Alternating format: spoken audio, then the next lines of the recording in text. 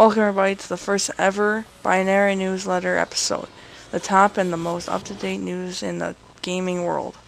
In today's episode we'll be talking about Black Ops 2, Halo 4, Castlevania Lords of Shadow, Team Fortress 2, Battlefield 2, and the new Tropical. Now getting into Halo 4, we are going to talk about the specialization classes of Halo 4 multiplayer. These classes were just released yesterday in the Halo 4 community post. There are 8 new classes. You must progress through the 50 levels to be able to reach a new class. The first 2 classes you can choose from to start with are the Wetwork specialization and the Pioneer specialization. The Wetwork class is based on the Stealth class from Halo Reach. It focuses on stealthily maneuvers to eliminate other players, or capping other objectives. Pioneer is based on the Recon class from Halo Reach for the purpose of gathering and relaying info and data to the other players.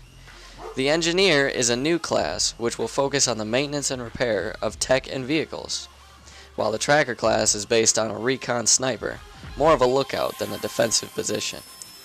The Rogue class is the lone wolf of the group.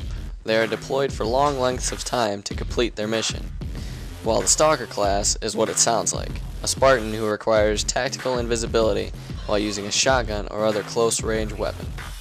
The Pathfinder class is the survivalist of the Spartan army. They are deployed within unknown enemy territory and operate on their own. The Operator is the pilot, driver, and astronaut of the Spartan army. They drive all of the vehicles. And here's Bryce with the news on Castlevania. Konami today confirmed the delay for Castlevania Lord of Shadow Mirror of Fate. Expected to launch this fall has been pushed back to early 2013 release. Announcing the delay, producer Dave Cox explained it's been 2 years since the enormous success of Castlevania Lord of Shadow, and with this installment they want it to be bigger and better than the last Castlevania. It has been a busy week for Valve. They have released news that its Big Picture Friendly mode will enter beta stage in September. Big Picture mode will enable you to hook up your computer to your living room TV and play the game in high definition. This new function is designed for easier usability several feet away from the screen and is fully navigable with a controller.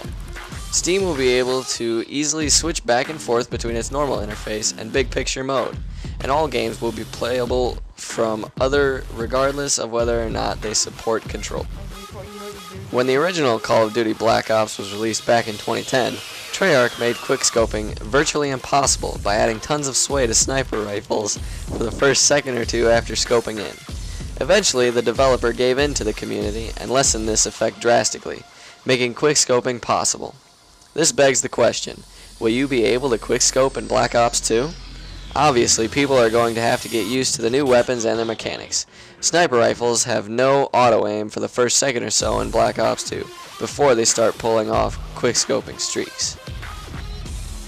A new Tropical game is in development at Hailmount Games, and is wiping the whole game clean. With a new entry in the Simulation series, all new graphics and a larger scope, they will start with a clean design and building it from the ground up. Everything about this game is going to be new. They have not said what era this game might take place in, or where it might be set, but noted the project will be larger in scope. Battlefield developer DICE chose not to offer mod tools for last year's Battlefield 3.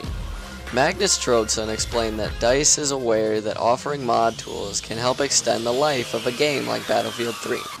However, the company decided against it because it was afraid of all the things that can come with releasing the code, including hacking exploits.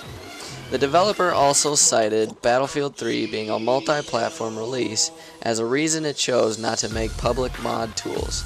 Magnus Troedson said if DICE were to release mod tools, it would want to let console players in too, and the studio was not prepared to do that.